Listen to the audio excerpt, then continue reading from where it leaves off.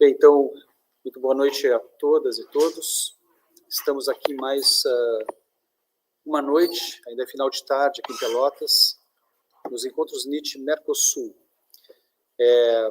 Hoje é quarta-feira, como eu falei pela tarde, e vou repetir agora, hoje é um dia importante, né? Em termos nacionais, é o Dia da Consciência Negra. Aqui em Pelotas nós tivemos, como eu mencionei, um quilombola, o Manuel Padeiro, né? E a nível nacional temos Zumbi dos Palmares, então gostaríamos de prestar nossa homenagem, sobretudo porque Pelotas, como eu disse, foi uma cidade onde a escravidão foi muito violenta, né? Mas hoje nós temos uma cultura maravilhosa, né? Com a qual nós repartimos muitas coisas. Então, obrigado por estar aqui presentes, e é uma alegria. Hoje nós vamos ter aqui dois professores, a professora Andréia, o professor Pablo, da Universidade de la República, no Uruguai, e vamos poder conversar um pouco com eles. Antes de passar a palavra para a professora, eu só queria dizer o nome da apresentação dela, La Idea del Eterno Retorno del Homismo, desde um ponto de vista ético, prático e formativo. Eu vou pedir para a própria professora Andréia, hoje, ela fazer a apresentação da sua formação, né? Depois também pedirei para o professor Pablo, um pouco alterando um pouco o protocolo, né? Então, vou passar a palavra para a professora Andréia fazer a sua apresentação e depois a sua palestra. Bueno, buenas tardes a todos. Bueno, lo que me pidió el profesor que presentase es un poco la formación. Soy licenciada en Filosofía por la Facultad de Humanidades de la Universidad de la República del Uruguay, egresada en el 95. Después, en el 2001, soy máster en Filosofía de la Cultura y doctora en Filosofía por la Facultad de Filosofía y Letras de la Universidad Nacional Autónoma de México, en el 2006. Y después tengo postdoctorados también hechos varios en la Universidad de Complutense de Madrid, Autónoma de Madrid y París 8 en Francia. Soy profesora titular, catedrática de Filosofía y Educación, de la Educación, también en la Facultad de Humanidades y Ciencias de la Educación. Bueno, mi doctorado, ya está, ¿no? Eso. Sí, perfecto. Mi doctorado precisamente fue sobre la idea del eterno retorno, de lo mismo en Nietzsche, y pretendo hoy hacer un repaso de eso, y bueno, le agregué también el tema de lo formativo, precisamente porque me parece que la filosofía de Nietzsche también se puede entender como, como un arte de existencia, como una forma de vida. Me faltó decir que yo después de Nietzsche me especialicé sobre todo en la última etapa del último Foucault, de la filosofía como arte de existencia. En ese sentido pienso que, y en Pierre Hadot también, en ese sentido pienso que Nietzsche, como tantos otros filósofos, pero principalmente Nietzsche, se puede entender que la filosofía para él es un arte de existencia, es una forma de vida.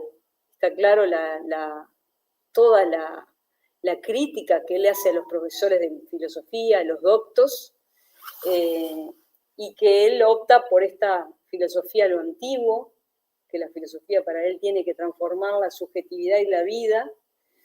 Y en ese sentido la filosofía es una propuesta de formación humana ética, ¿no? Tal como aparece en el último Foucault y también en Pierre Hadot. Yo había traído un PowerPoint, pero no se puede poner hoy, pero bueno, voy a seguir la línea de esto que quería decir, porque, bueno, a ver si puedo acá, ¿no? Porque recién estaba, a ver si se puede, no sé cómo correr acá. Ah, sí, está. Bueno, les decía, ¿por qué ético? Porque acá aparece la figura del Uroboros, ¿no? La idea del tiempo circular. A mí me parece que la idea del eterno retorno de lo mismo, Nietzsche obviamente no es original en esto. La idea del tiempo circular está en todas las grandes culturas, civilizaciones, griega, romana, hindú, africana, también en las tradiciones prehispánicas, representada por esta, precisamente, víbora que se come a sí misma la cola, ¿no? Que es el símbolo del eterno retorno. Es una idea misteriosa, es una idea, me parece, apasionante. Todos estamos dentro de una forma de entender el tiempo judeo-cristiana, al menos desde la cultura occidental, con un comienzo, un desarrollo y un final de los tiempos y una supuesta vida ultraterrena y trascendente, que es algo que Nietzsche siempre va a querer atacar. Esta idea del eterno retorno, yo, por ejemplo, no voy a desarrollar acá, pero me parece muy, muy apasionante, que es una idea que aparece en el mito. Mircea Eliade, un gran historiador de las religiones, como ustedes saben, lo trabaja como a través de la idea del eterno retorno de lo mismo. Se puede decir que el mito del eterno retorno no es un mito en particular, sino la estructura de todo mito que tiene la posibilidad, cualquier cultura, a través de los ritos, todas las culturas que se refieren al tiempo circular, la posibilidad de volver a un tiempo, un hilo tempore, dice él, un tiempo fuera de tiempo, y celebrar y reproducir, repetir una situación arquetípica en el comienzo de los tiempos. De esa forma, dice Eliade, el primitivo, entre comillas, puede suspender el tiempo tal como lo vivimos, como un pasaje continuo en donde se produce una irreversibilidad, donde no se puede volver atrás y cada momento pasa, ¿sí? Y cada momento consecuente, digamos, mata al anterior. Entonces, esa irreversibilidad del tiempo que pasa, que es desgaste y finalmente muerte, el hombre del mito lo puede en comunidad revertir suprimiendo el tiempo y volviendo ese tiempo primitivo, ese tiempo, ese hilo temporal, ese tiempo fuera del tiempo. Esto es un salto trascendente, ¿no? A mí, bueno, yo hice todo un estudio de esto del mito del eterno retorno.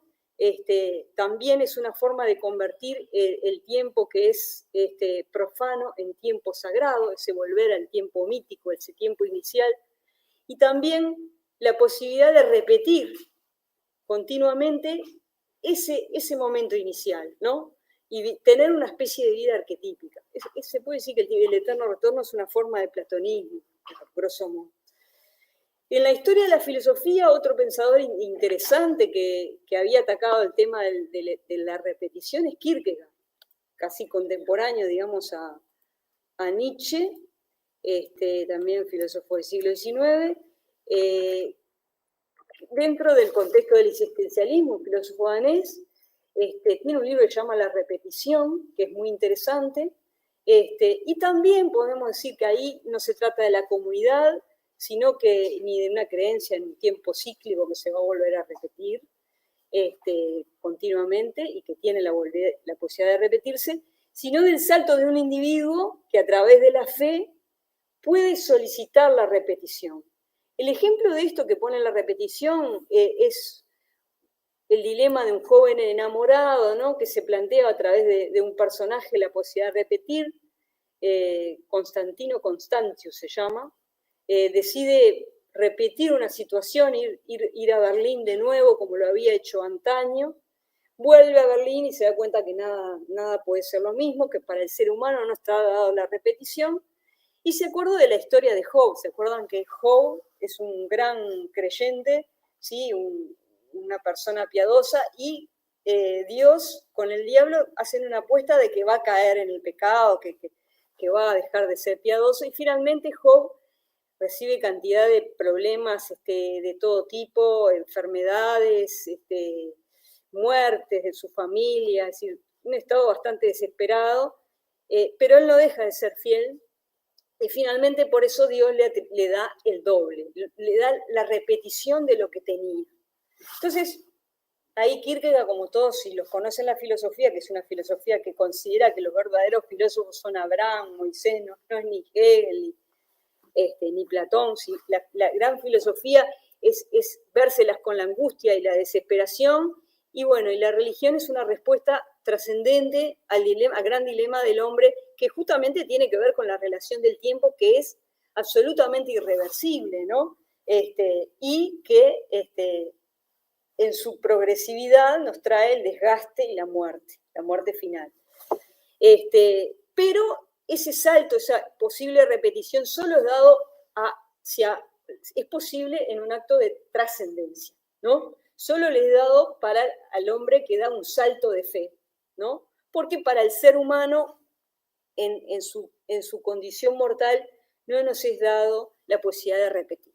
¿Por qué digo estas cosas? Porque me parecen interesantes para ver que la idea del eterno retorno de lo mismo es muy original, muy original, porque no es una apuesta hacia lo trascendente, y acá voy a poner una primera frase que parece definitoria, sino que es una afirmación de la inmanencia.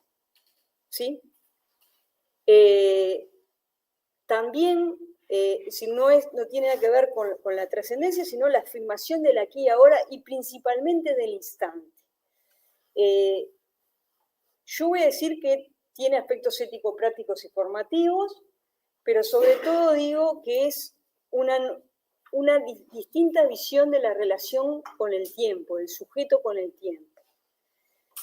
Es una idea que sabemos, nosotros tenemos 3 presentaciones de la idea del eterno retorno, está en el aforismo 341 de la Galla Ciencia, en el Así habló Zaratustra, en un capítulo que se llama La Redención y en otro que se llama De la visión y el enigma, y en Más allá del bien y del mal. Más allá de esto, por ejemplo, en su Ecce Homo, que es una especie de autobiografía intelectual, como todos sabemos, él dice, bueno, la idea principal de esta obra es el eterno retorno. Sin embargo, él casi no habla de eso, solo da, en la tercera parte, son 2 capítulos de 13 que habla apenas, y habla en forma de visión y enigma principalmente. O sea, era una idea que él dice que incorpora todas sus ideas, todas sus principales ideas, Dios es muerto, nihilismo, ultrahombre, ¿no? Etcétera, bueno, amor fati, todas las ideas principales de Nietzsche, y sin embargo poco se habla, o sea que las sintetiza. Una cosa que yo quiero decir es que como todo, en Nietzsche me parece importante que las ideas son ideas vividas. O sea, no se puede entender tampoco la idea del eterno retorno desde una comprensión solo docta o intelectual. Por supuesto que eso también va a estar presente, porque nosotros somos eso también, ¿no? Pero hay que decir que a él se le aparece como una especie de idea que lo transforma, que de pronto, de hecho, la percibe como una especie de arrebato místico, iba a decir, en Sil María, más o menos a 6.000 metros al nivel del mar. Yo hoy estaba buscando y se las iba a mostrar, porque la encontré, le llaman la piedra Nietzsche, donde él está sentado, mirando el lago, ¿sí? O sea que tienen como una inscripción y dice eso, ¿no? La piedra de Nietzsche, que es donde él tuvo la idea del eterno retorno. Claro, uno dice, ¿por qué dice que la tuvo si esa idea ya estaba dentro de la cultura griega, la cultura antigua, la cultura egipcia, la cultura griega, romana, la cultura hindú? Es decir, ¿por qué dice? No, porque su forma de entenderla sí es peculiar y tiene que ver con algo que construye de alguna manera o une distintos pensamientos de él que están en el fundamento de su filosofía, ¿no? Lu Andrea Salomé dice una cosa que me parece interesante para todos nosotros, porque también sería una forma distinta de hacer filosofía que tiene con esta idea de la filosofía como forma de vida y arte de existencia. Lu Andrea Salomé, ya sabemos, su amiga, muy cercana en un periodo de su vida a Nietzsche, dice, vivía una idea mucho más de lo que la pensaba, pero la vivía con una pasión tan vehemente, con una entrega total de sí, que a través de ella se agotaba, y que en esta idea semejante a un destino vivido, hasta su desenlace final, terminaba por madurar y abandonarlo. O sea, él siente ahí, algunos hablan de estímulo, una tonalidad del alma, algo que lo compenetra, se siente absolutamente absorbido por esta idea, entiende que es un descubrimiento mayor, y Sucede, de hecho, en agosto de 1881, ¿no? Ahí en Silmaria. Bueno, algo más de esto, a ver si logramos hacer pasar esto. Ah, no, se pasa así. Acá, voy a citar una cosita.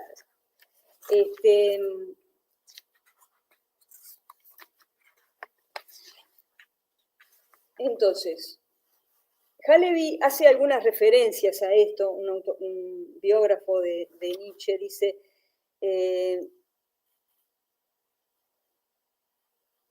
es un presentimiento, dice, que lo agita como violencia. Dice, por fin encuentra Nietzsche aquella idea cuyo presentimiento lo agita con tanta violencia. Un día marchaba a través de los bosques de Silmaria en dirección a Silvaplana, se sentó no lejos de Surlí, al pie de una roca piramidal, en aquel momento y en aquel sitio, concibió el retorno eterno. Pensó, el tiempo cuya duración es infinita debe repetirse, de periodo en periodo, una disposición idéntica de las cosas. Eso es fatal. Luego es fatal que todas las cosas vuelvan a ser, dentro de tal número de días, número imprevisible, inmenso pero limitado, un hombre semejante en todo a mí, yo mismo, en suma, sentado a la sombra de esta roca, encontrará de nuevo esta misma idea. Y esta misma idea será vuelta a encontrar por este hombre, no solamente una vez, sino un número infinito de veces, pues el movimiento que repite las cosas es infinito. Luego debemos desechar toda esperanza y pensar firmemente. Ningún mundo celestial recibirá a los hombres ni les consolará ningún porvenir mejor. Somos las sombras de una naturaleza ciega y monótona, los prisioneros de cada instante. Pero no olvidemos que esta tremenda idea que nos prohíbe toda esperanza ennoblece y exalta cada minuto de nuestras vidas. Si el instante se repite eternamente, deja de ser una cosa pasajera. Lo más mínimo se convierte en un monumento eterno, dotado de valor infinito, y si la palabra divino tiene algún sentido, divino. Entonces, acá hay una teoría del eterno retorno que uno puede decir que se expresa si la fuerza es limitada, el tiempo es infinito, y la fuerza entonces va a entrar en una eterna repetición, de tal manera que todo lo que sucedió ya ha sucedido y va a volver a suceder. Este aspecto, que si lo toma más de forma metafísica, ontológica, Heidegger, yo por lo pronto lo desecho porque me parece que lo fundamental de esta idea no es su aspecto cosmológico, sino justamente esto que radica en lo que en algunas veces dice el fragmento póstumo, no existen hechos, solo interpretación. Entonces, esto es una interpretación, ¿sí? Como podía ser, incluso lo dice también, podía ser el infierno en algún momento, o podía ser la idea de una idea supraterrena, pero es una idea, es una interpretación del mundo, incluso después en el aforismo 341, como vamos a verlo, dice, piensa como si tu vida fuera a repetirse. O sea, es como un pensamiento experimental, es una interpretación del mundo, que va en el sentido que él quiere que el ser humano, tengamos los seres humanos, la relación con el tiempo. Lo único que para tener una relación con el tiempo que implica una infinita repetición, puede ser la idea, él lo dice en varias instancias, la idea más terrible, ¿no? Porque repetir, ¿qué significa repetir lo mismo? Significa no solo repetir, primero pareciera que sería no elegir nada, en realidad ya todo está decidido de antemano, ya se ha repetido. Y también quiere decir la repetición de lo bueno y de lo malo, de lo terrible y de lo bueno. Entonces, esta idea va a aparecer en muchos sentidos de que el eterno retorno implica una selección de tipos humanos. O sea, ¿qué tipo humano va a querer repetir el tiempo? Por un lado, ¿no? Si, ¿para qué? Es como una especie de escáner humano, decir, bueno, a ver, vamos a hacer esta prueba, ¿no? Este pensamiento experimental. Hoy podríamos decir, con el estudio que yo he hecho también del último Foucault, es un ejercicio espiritual. Hagamos esto. Piense cada uno que su vida se va a repetir. ¿Qué sentirías? Es casi una prueba de cómo debería cambiar tu vida para que quieras una repetición eterna. O sea, cómo debería cambiar. Y también tiene que ver con esta cuestión de lo que después va a hablar a partir de Heráclito y Schopenhauer, la idea de dípica del tiempo. O sea, la idea de que cada momento, ¿sí?, entendiéndose como el hijo, mata al padre, la concepción edípica, para poder ser, y a su vez el subsiguiente va a matarlo a él para poder también. Es decir, el tiempo pasa, no vale en sí mismo, ¿sí? Todo es pasajero, todo es, en definitiva, deviene y no hay ser, ¿no? La forma fabulada, yo ya estoy dando como la interpretación final, pero habría que ver y vamos a ver cada fragmento, pero la forma que tenemos de poner el ser en el devenir, que sería la síntesis entre Parménides y Heráclito, sería esta fabulación, pensar que todo acto, que todo lo que sucede se va a repetir. Entonces ahí lo que tenemos es el instante pleno, ¿sí? Porque el instante vale y ahora no es solo pasajero porque se va a repetir.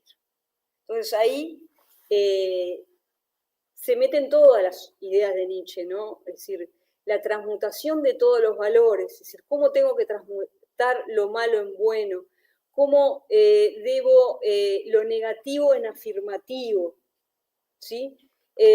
Cómo debo pensar la vida para que yo la quiera volver a repetir, la voluntad de poder, ¿sí? Cómo puedo generar, en vez de algo reactivo, algo afirmativo, que exprese una voluntad de poder, y acá podríamos decir un poder de la voluntad, de tal forma que genere esa posibilidad, como dice Bátimo, y esta para mí es la frase que más explica, que haya una coincidencia entre hecho y sentido. ¿Sí? ¿Cómo puedo generar una vida? ¿Cómo puedo conformarla para que se produzca en ese instante una coincidencia entre lo que sucede y mi propia elección que le dice, así lo quise, así lo quise? Y así, no solo lo quise así, sino lo quiero repetir eternamente. Sabemos que entonces para Nietzsche es un heraclitiano, en sus estudios preplatónicos va a escribir en favor de Heráclito, pero el ser en el devenir aquí es la ficción del eterno retorno que me permite a través de un acto de la voluntad de poder afirmar el aquí y ahora, afirmar la vida, otra idea, el amor fati, ¿no? Amar el destino. Bueno, por ahí va la cosa, dice Halaby, entendiendo que es una vivencia para él, sin flaquear ante la realidad, sin separarse del pesimismo, antes por el contrario, llevando a sus consecuencias últimas la idea pesimista de la realidad, Nietzsche había descubierto esta doctrina de eterno retorno, que confiriendo eternidad a las cosas más fugitivas, restauran cada una de ellas el poder lírico y el valor religioso necesario para el alma. O sea, si cada acto se va a volver a repetir, si cada situación de la vida y si voy a querer que se repita, bueno, tiene que ser, obviamente tiene que cambiar mi perspectiva del mundo, ¿sí? Puede hacer dos cosas acá, cómo generar una vida tal como si la quisiera repetir, por ejemplo, Deleuze habla más bien del retorno de la diferencia, en ese sentido, como tampoco cree que haya una sustancia de la realidad o una creencia de una verdad objetiva y un sustrato científico que nos diga que la vida se va a volver a repetir, no es una interpretación del mundo. Otra es, obviamente que aunque yo quiera vivir una vida que se vaya a volver a repetir, la vida tiene aspectos muy penosos y él mismo, ustedes saben que no, yo por lo menos no consigo estudiar la vida, todos los temas de Nietzsche sin ver un poco la biografía. Sabemos que es una persona que sufría muchísimas enfermedades, un deterioro, que piensa la idea del ultrahombre, por ejemplo, en una situación de delicadeza y de desgaste total de su salud. Cualquier persona en su situación, como él pensó también en la idea del suicidio, en la idea del pesimismo absoluto ante una situación desesperada, que lo deja sin salida, y él, a mí siempre me pareció fantástico que a la vez que va teniendo esa vida y la va contando también a través de sus cartas, a través de su propia, de Keomo, ¿no? Él va construyendo la fortaleza a través de su filosofía. Crea el ultrahombre, ¿no? Una persona poderosa, afirmativa de todo lo que trae la vida en medio de la desesperación, la enfermedad, ¿no? Por eso otro concepto interesante que está detrás de la idea del eterno retorno es la idea de la gran salud.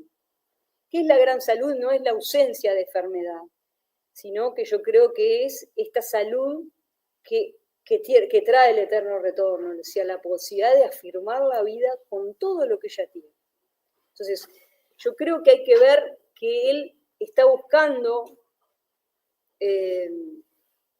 romper con el pesimismo, romper también con Schopenhauer, que es un maestro de la juventud, que para él es un pesimista, ¿no? O con toda la idea platónico-cristiana de pensar en un ultramundo, ¿no? O en el caso de Schopenhauer, en la pérdida de la voluntad de vivir como una forma de eliminar el sufrimiento. O sea, cuanto más necesitamos la voluntad de vivir, este maestro, entre comillas, está pensando perderla, ¿no? Siguiendo, bueno, todo lo que es la filosofía Vedanta, ¿no? Él en ese momento, o sea, bueno, no, este pesimismo no lo quiero. Quiero pensar una fórmula de la máxima afirmación.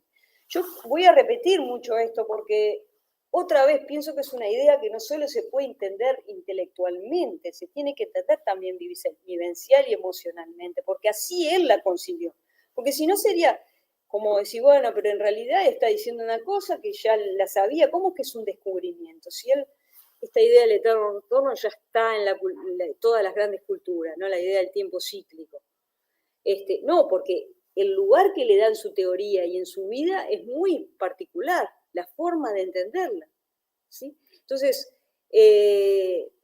esto cambia todo, evidentemente, y ahí se le ligan todas las ideas de él. ¿Qué pasa después del Dios ha muerto, no? No tenemos esas grandes ideas, esos grandes metarrelatos que me van a salvar y me van a dar un sentido a la tierra, al aquí ahora.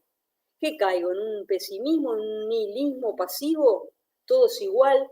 ¿Nada vale la pena? Ese es el eterno retorno del nihilismo pasivo. No, o sea, con el nihilismo pasivo es desesperante la idea del eterno retorno. O sea, solo con el nihilismo activo, tal como yo lo entiendo por lo menos, que no es la supresión del tiempo, sino es ni es el reconocer o el buscar estas supraideas, esos metarrelatos que me den un sentido, sino el sentido lo doy yo, precisamente, lo da la persona a través de su voluntad de poder hacerlo, ¿sí? El sinsentido me dice, bueno, no, nadie me va a dar el sentido lo tengo que dar yo. Nadie me va a dar una certeza absoluta, la certeza la tengo que ir dando yo de una manera fragmentada, pero que siempre tenga que ir en el sentido de la afirmación. Y en contra de esa cuestión que él también dice de la venganza, o sea, de que precisamente si entiendo que el tiempo es pasaje, desgaste y muerte, entienda que en realidad venimos aquí a sufrir y a pagar una culpa.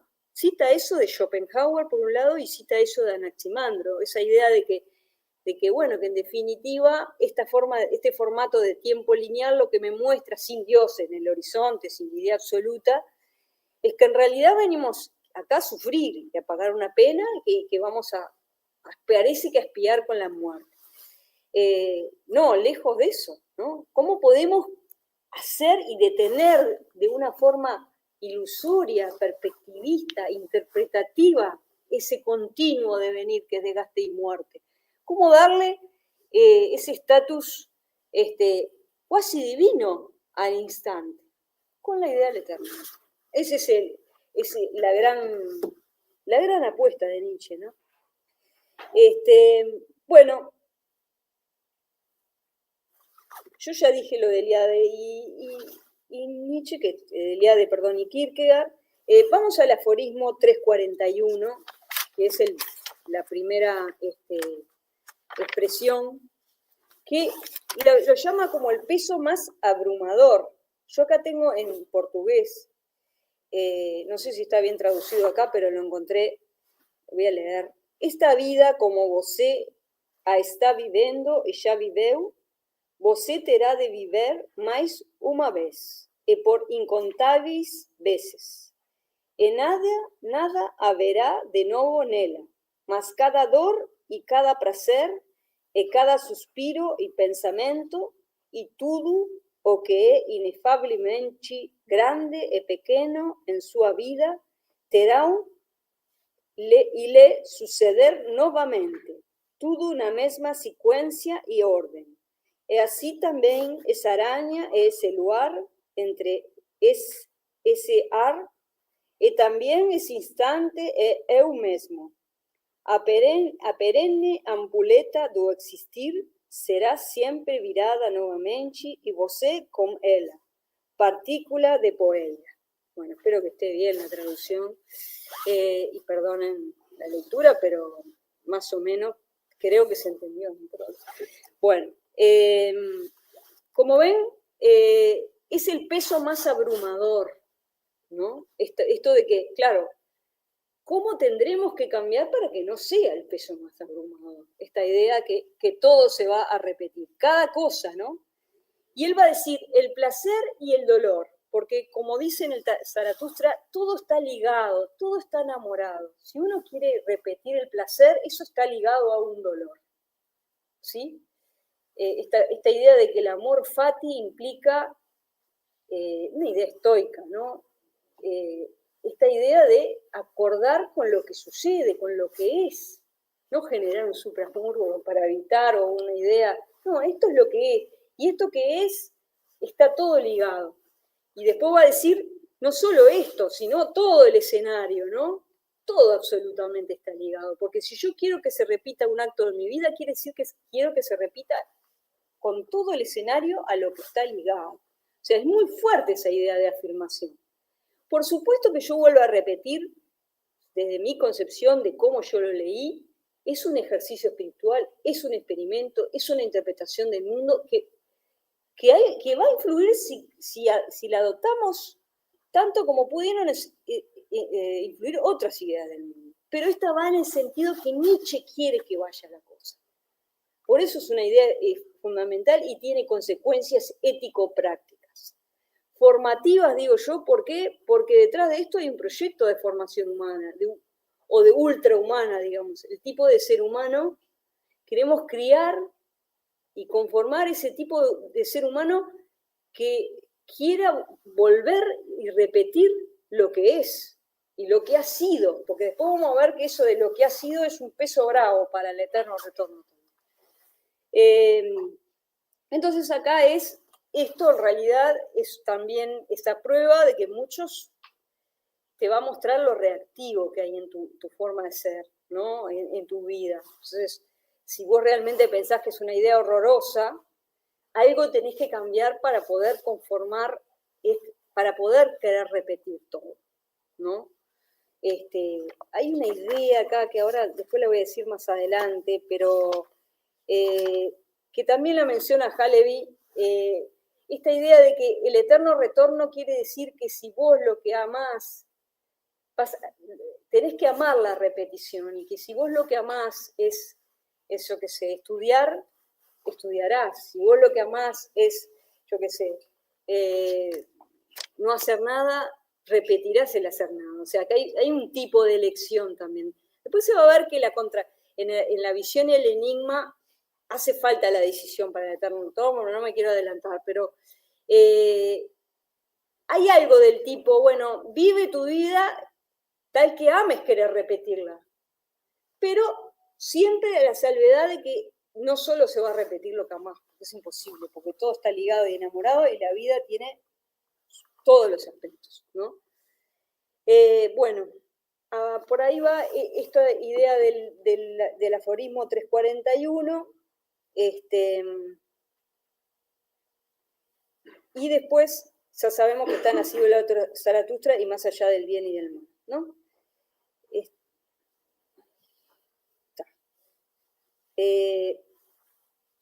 Bueno, acá yo puse para recordar, es una doctrina, se presenta como doctrina, se presenta como ejercicio espiritual con consecuencias ético-prácticas, es conjetural, implica interpretaciones, es un pensamiento educativo que nos instaura una mejor manera de vivir a partir del ejercicio de la voluntad de poder. Se trata de no soportar el eterno retorno, sino de quererlo, el amor fati, selección de tipos humanos. Se trata de afirmar la inmanencia y no dar ningún salto a la trascendencia, como era en el mito del eterno retorno, por eso lo nombré, como era el pensamiento cristiano, el eterno retorno. ¿Sí? Ahora me surgió una idea que, fíjense en qué interesante, uno vive dentro de un tiempo que no es la idea circular del tiempo, sino un tiempo judeocristiano, ¿no? Ahí comienza un desarrollo y un fin.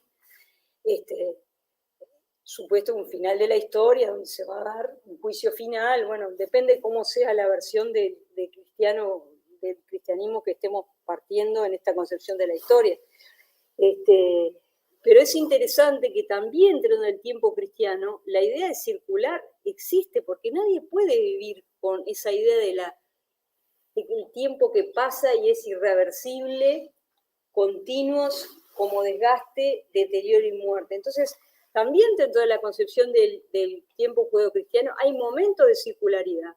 Nosotros estamos llegando a fin de año, ¿no? O sea, terminamos un año y existe la ficción de que hay un tiempo final y que hay un año nuevo, porque es necesario para el acopio de energía. Nadie puede vivir con el tiempo continuo y sucesivo, ¿no? El reloj, la forma del reloj es circular, las agujas del reloj vuelven hacia el mismo lugar. El mismo, por ejemplo, cristianismo tiene actos que tienen que ver con el mito del eterno retorno, la transustanciación, por ejemplo, del cuerpo y la carne de Cristo en sangre y carne, ¿no? Perdón, el pan y el vino en sangre y cuerpo de Cristo, no es solamente una repetición de lo que dijo Cristo para los creyentes, es en ese mismo momento que el vino se transforma en sangre y el pan en carne. O sea, es una forma del mito del eterno retorno. O sea que, bueno, a través, y recién estaba comenzando, ¿no? A través de, pensé que es una idea que realmente, digo, lleva muchos años sintetizarla, buscarle todas las cuestiones, pero quiero decir, nadie puede vivir del todo a través de esta idea del devenir continuo como desgaste, ¿no? Y pasaje del tiempo. Hay una necesidad de romper con la historia. En el caso de Nietzsche, entiende que hay que cambiar la relación con el tiempo sin apelar a la trascendencia, eso es interesante, solamente con una perspectiva, con una interpretación del mundo que va en relación de la fuerza, de la afirmación, de generar otro tipo de hombre y de ser humano, ¿no? Y cambiar los valores. Después cuando uno ve en la redención, que es el capítulo del Zaratustra, ve que hay una piedra que va contra el eterno retorno, que es el no poder cambiar el pasado, porque el pasado pasó y no se puede cambiar. Y eso es realmente algo que frustra mucho al ser humano, el pasado. El peso del histórico, pues en el libro de las introspectivas sobre la historia, él va a hablar de la relación con la historia y el tema con la historia y la importancia que tiene para el ser humano el olvido. Lo que representa el olvido y la inocencia del devenir es la figura del niño en las tres transformaciones, ¿no? El niño es esa inocencia del devenir. Los seres humanos para crear tenemos que tener esa ilusión del olvido, ¿no? Del empezar de nuevo, de hacer acopio de energía. Bueno, el tema del fue también, porque la voluntad no puede querer hacia atrás, ¿no? Entonces es un tema que genera mucha frustración.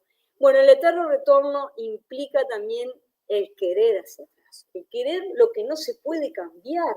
Entonces, ¿cuánto tiene que cambiar el ser humano para querer lo que no se puede cambiar, ¿no?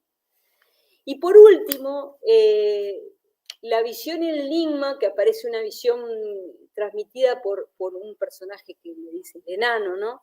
Que la idea de que las ideas rectas mienten, que hay toda una calle hacia atrás, que es el pasado, una hacia adelante y un portón, que es el instante, y que todo se va a volver a repetir.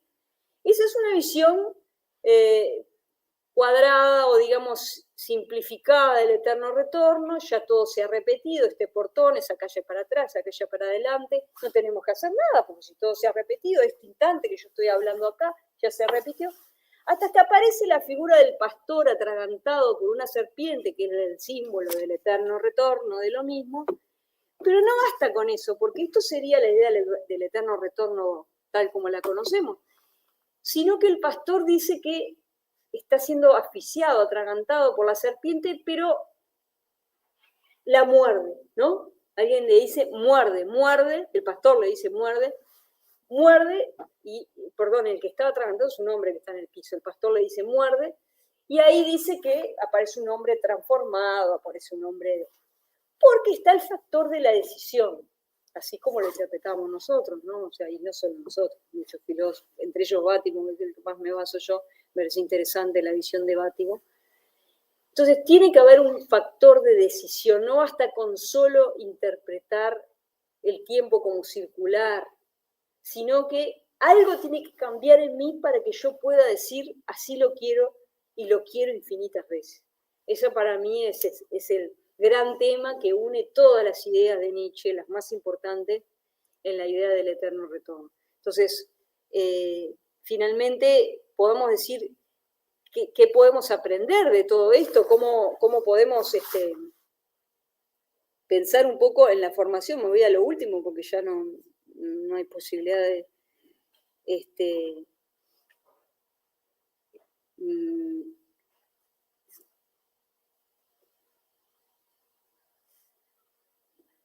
bueno, de decir nada más. Bueno, lo que esta idea nos enseña o que aprendemos es una suprema afirmación de la vida, que está a través de la idea del eterno retorno. Nos enseña también a aprender a vivir en la incertidumbre, sin el paraguas de la metafísica y la religión, sin nada trascendente, sino afirmando lo inmanente. Nos ayuda a superar el nihilismo pasivo, a afirmar la vida en todas sus circunstancias, a partir de la voluntad de poder. No se puede entender la idea del eterno retorno sin la voluntad de poder. Aprender a integrar el dolor y la felicidad y alcanzar una gran salud. Él dice, no, obviamente que no era un hombre sano, era sano en el fondo, porque a pesar de todo, él busca una idea que pueda afirmar lo que es en todos los instantes. ¿No? El otro día, voy a contar una anécdota porque estuve en Turín y estuve en ese lugar que él encontró, ¿se acuerdan? El caballo, famoso caballo, que le pegan, ¿no? Y él va hacia abrazar el caballo y pedirle disculpas al animal por el maltrato que estaba sucediendo, ¿no? Me encontré con esa misma calle, y bueno, esa idea, por ejemplo, ese instante en que él después no vuelve a hablar más, lo vienen a buscar porque ya estaba loco, y bueno, lo internan y queda en absoluto silencio, mutismo, se va a repetir también infinitas veces, ¿no? Entonces, qué idea tan poderosa, por eso digo, no solo intelectualmente, tiene que ser para Nietzsche pensar una cosa así, teniendo la vida que tuvo, ¿no? Con lo que padeció. O sea, qué gran afirmación a la vida con mayúscula podrá ser, y qué idea de la salud, no como ausencia de salud, sino como afirmación de la vida y de todo lo que tiene a pesar de. Aprender a crear el mundo, sus infinitas posibilidades y como afirmación del instante. Solo los más ricos en salud, que se han acostumbrado a las desgracias, hombres que por eso ya no temen a las desgracias, están seguros de su poder y pueden afirmar la idea del eterno retorno. ¿Es posible, entonces pregunto, educarnos en otro sentido del tiempo? Esto exige extrema la decisión del pastor, del hombre que corta la responsabilidad y compromiso, superar el nihilismo imperante, ser plástico, resiliente, también apelar a la creatividad y la capacidad artística y a nuestra posibilidad de perspectivismo ante todo lo que nos sucede. Y acá está la roca que yo les iba a mostrar, que es donde él tuvo en Silmaría la idea del eterno retorno, y que hay una pequeña acá leyenda que dice eso, ¿no? Bueno, muchas gracias.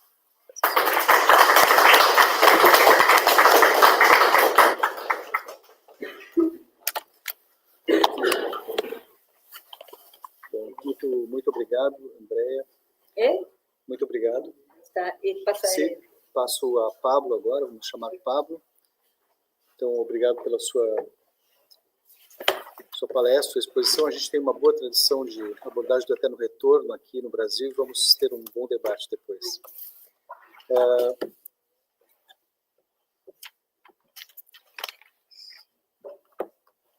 Vou também deixar a Pablo que se apresente, né? Sua formação de graduação, seu mestrado, seu doutorado. Antes de mais nada, eu gostaria de dizer que reforçar essa edição 53 dos Encontros Nietzsche, para quem está chegando agora, eu vejo aqui alguns amigos, mais uns colegas, né, que chegaram também. É uma alegria estar com vocês aqui. Pablo foi recentemente meu supervisor de pós-doutorado no Uruguai, na UDELAR. Fui esse ano passado para lá para fazer um pós-doutorado em Nietzsche no Brasil. Justamente porque Pablo tem uma pesquisa sobre Nietzsche no Uruguai. Então, pensei que era realmente um bom parceiro de trabalho e encontrei realmente, nós não nos conhecíamos, encontrei um grande parceiro de trabalho. Bueno, estou falando acá em, perdóname, ¿no? Em português, mas penso que compreendeste todo, ¿no? Sí, Entonces, que paso para ti la palabra. Me presento un poco. Sí, te presentas y después... Perfecto. Bueno, yo soy también licenciado en Filosofía por la Universidad de la República en el 2005. Después hice una maestría en Filosofía Contemporánea, Pensamiento Filosófico Contemporáneo en la Universidad de Valencia y un doctorado en el mismo digamos, departamento, o sea, Pensamiento Filosófico Contemporáneo, donde, bueno, eso fue en el 2013. Y desde ahí, bueno, desde 2014 en adelante, estoy de vuelta en Uruguay y Montevideo y trabajo en la Universidad de la República. En 2 institutos, ¿no?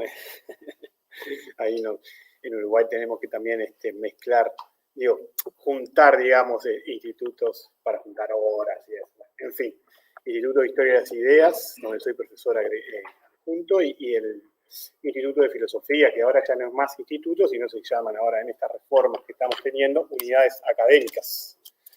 Unidad académica de filosofía, donde ahí, bueno, en esa unidad académica trabajo en el departamento de filosofía de la práctica, bueno, y ahí me encargo de algunos tópicos de filosofía y también de dar una materia que tenemos, por suerte digo, no sé si aquí también, pero filosofía latinoamericana y uruguaya, que quedó, que la seguimos trabajando.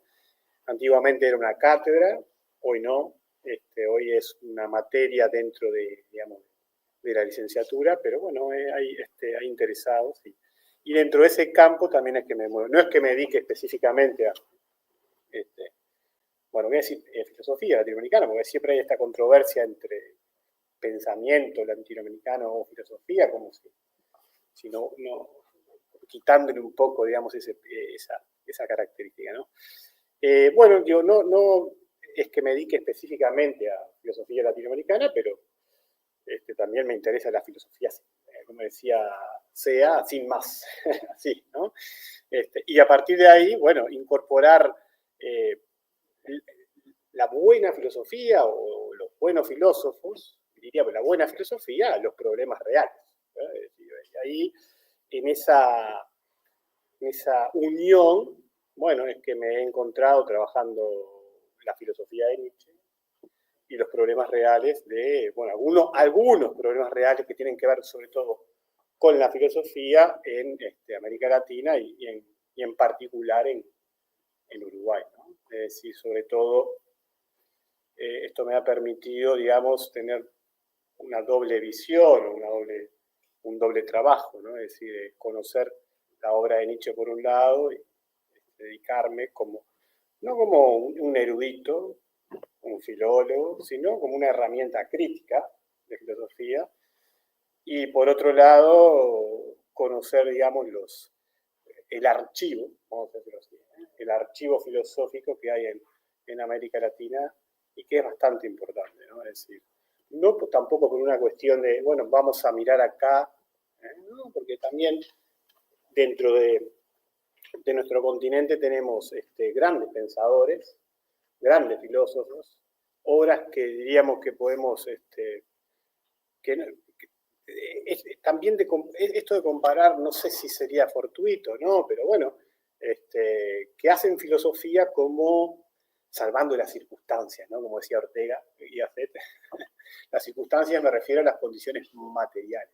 Que me imagino que en Latinoamérica no tengo que explayarme mucho porque todas las conocemos, pero salvando las circunstancias, y bueno, hacían filosofía como si estuvieran en París, o en Berlín, o en Londres, es decir, hacían filosofía. Y esa es una de las particularidades del filósofo que yo voy a presentar hoy. Voy a presentar la filosofía de Nietzsche explicada por Carlos Vaz Ferreira, es decir, un filósofo uruguayo formado en el 900, nace en 1878 y muere en 1956.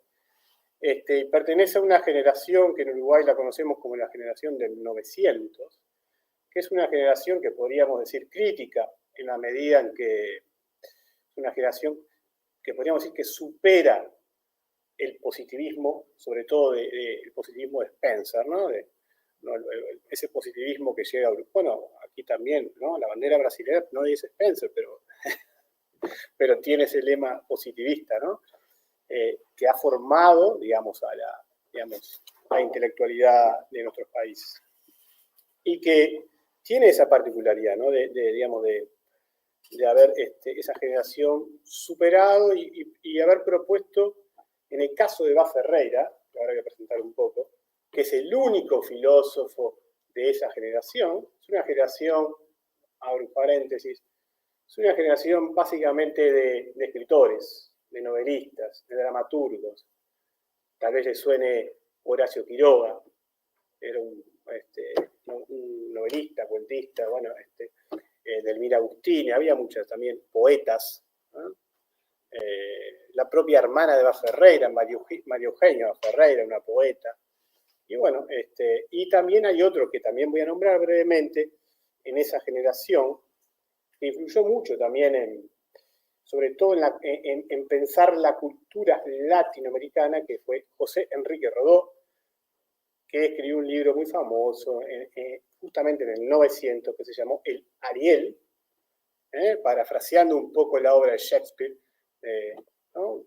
De La Tempestad, me refiero, donde aparecen los personajes Calibán y Ariel. Y bueno, y ahí aparece también Rodó, que no era filósofo, era, como se conocía en esa época, y también, bueno, hay algunos que reivindican que esto es lo propio de la filosofía latinoamericana, un ensayista. Es decir, se dedicaba a vamos a decirlo así, a la literatura de ideas, ¿no? Lo que hace un buen ensayista en ese aspecto. Bueno, como decía, entonces, la idea es presentar brevemente por qué, no como una cuestión meramente historiográfica, sino por qué pienso que recuperar este archivo, en este caso de la obra de Vaz Ferreira, para explicar la filosofía de Nietzsche, puede tener, digamos, vigencia. No solamente si se trata de una cuestión de recepción historiográfica, sino de vigencia para poder entender cómo y por qué leemos a Nietzsche.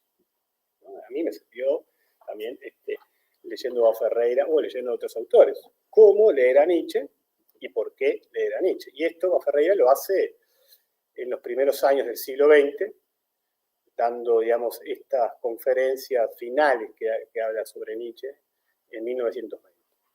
¿No? Ya venía hablando.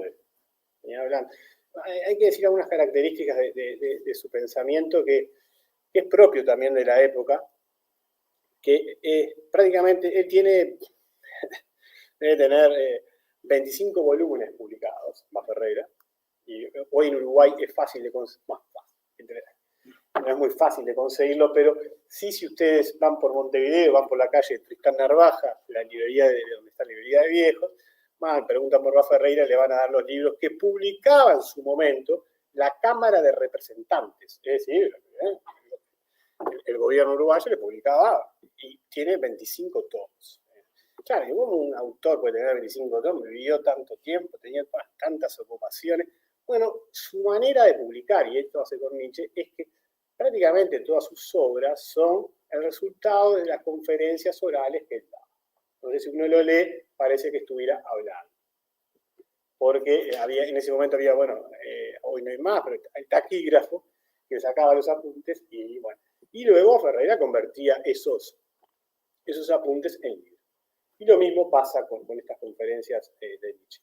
Algunas obras particularmente interesantes de Ferreira, que puedo, digamos, y que además ayudan a entender cómo él concibe o entiende la filosofía, cómo va a leer a Nietzsche, son, por ejemplo, Lógica Viva, es decir, no es un manual de lógica tal como la conocemos, sino lo más parecido, lo más cercano que tendríamos hoy serían las teorías de argumentación contemporánea, ¿no?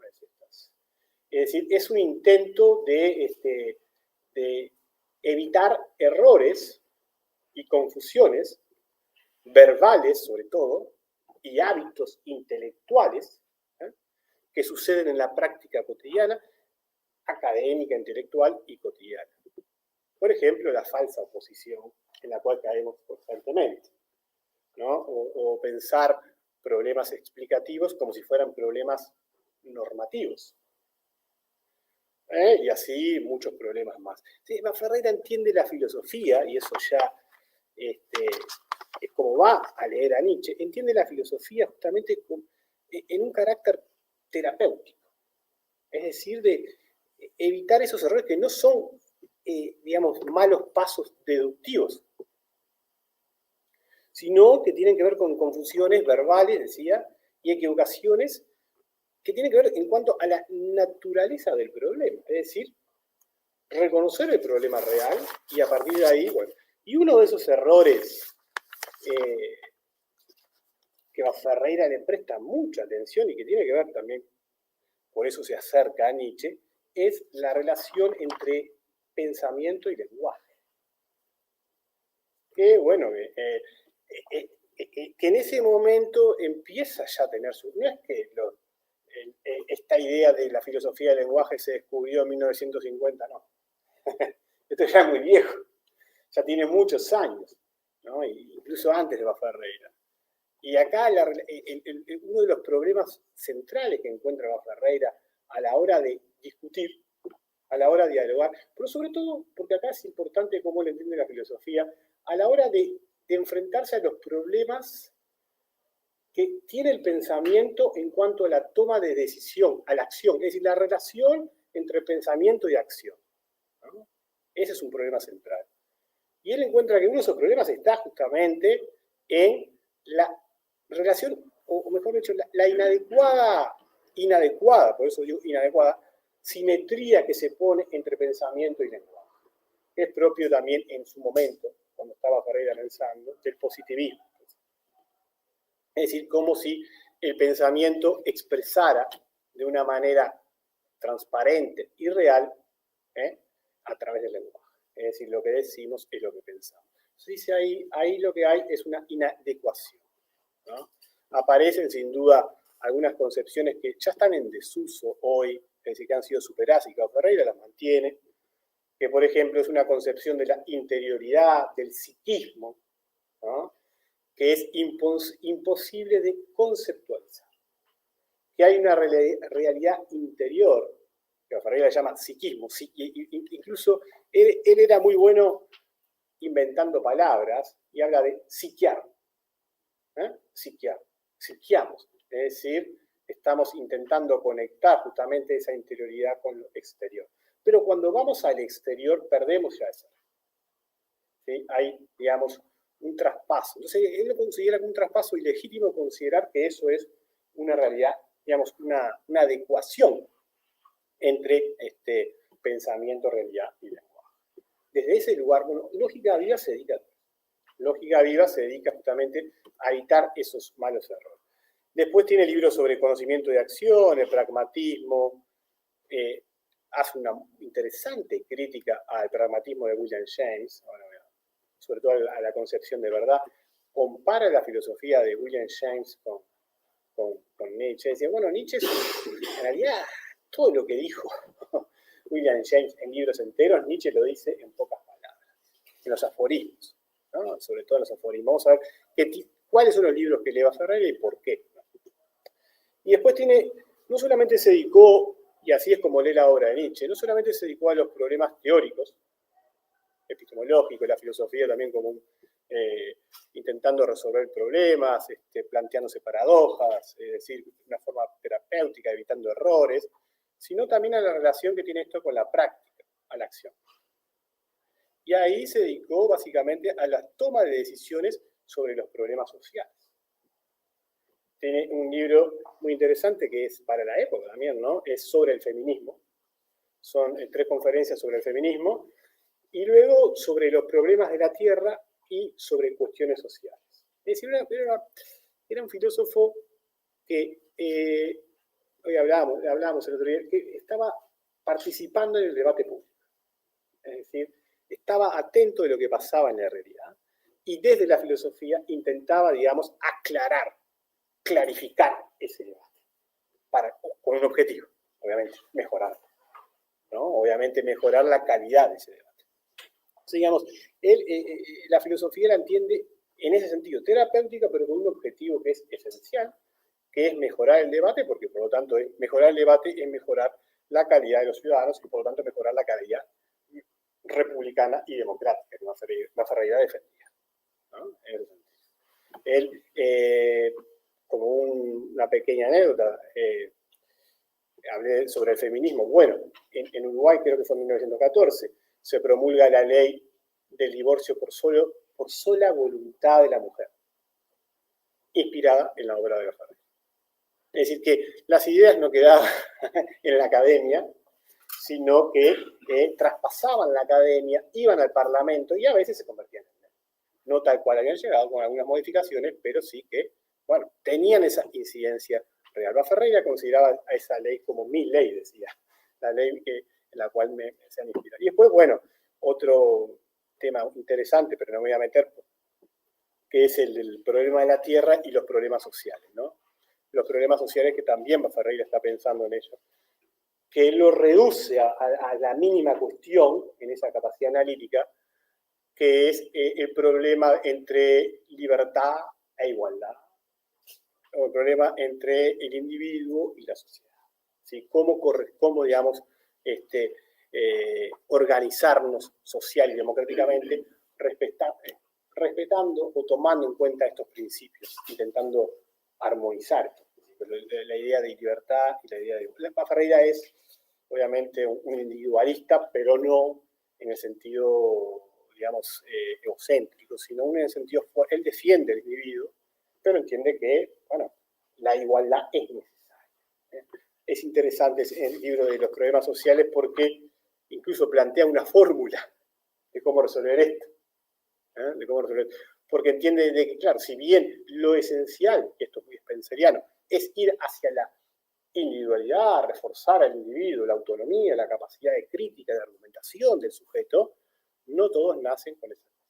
Es decir, no todos tienen las condiciones materiales, dice Ferreira, para poder acceder a pensar por sí mismo. Por lo tanto, hay un mínimo que hay que asegurar. Y ese mínimo tiene que ver, obviamente, con la igualdad de oportunidades. Y eso, bueno, ¿y cómo encaja todo esto Nietzsche ahí? Bueno, él lo utiliza, obviamente, como filosofía crítica para pensar esos problemas, ¿no? Sobre todo, como decía, la relación entre pensamiento y acción. Y la discusión con, digamos, el pragmatismo de William James. ¿Cómo se leía, bueno, a Nietzsche en ese principio del siglo XX? ¿Cuáles eran las lecturas más importantes? ¿Por qué Nietzsche había llegado a América Latina y había tenido esa influencia o esa incidencia? Bueno, en principio eran lecturas muy, que tienen que ver más que nada con la literatura. en este contexto, ¿no? Y sobre todo con el arte, Y hay un tema que es central en estas primeras lecturas, que no va a ser la de Ferreira, que es justamente entender a Nietzsche como aquel filósofo que ofrece una filosofía del genio o del héroe frente a la masa, frente al desborde de la masa, ¿no? Y estas son las lecturas más corrientes, al menos en ese Río de la Plata, ¿no?, que hay en esa época. Es decir, la idea de que Nietzsche provee y nos ofrece un tipo de filosofía elitista, aristocrática, que va justamente contra, digamos, el individuo mediocre, con el individuo medio, la masa, en fin. Son lecturas básicamente literarias y tienen un rasgo que son reaccionarios. Mencioné a José Enrique Rodó porque es justamente uno de los autores que en el Ariel lo lee de ese modo.